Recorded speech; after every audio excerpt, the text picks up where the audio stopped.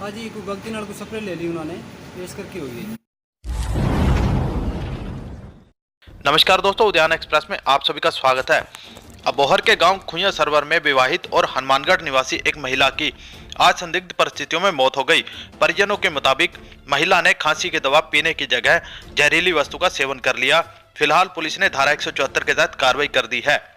जानकारी देते हुए महिला के परिजनों ने बताया कि मंजू पत्नी पवन कुमार ने गलती से जहरीली दवा का सेवन कर लिया था, जिससे उसकी मौत हो गई।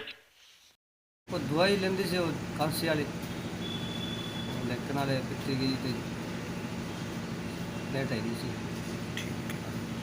मंजू पत्नी पवन कुमार वासी दुनिया सभा गए ठीक पीने कारण इलाज के हस्पताल दाखिल थी, जिसे अज इलाज दौरान मौत हो गई है, जिसकी डेड बॉडी सिविल हस्पताल बोर्ड लैके आए हैं। इन्होंने दोनों पार्टियां के सहमति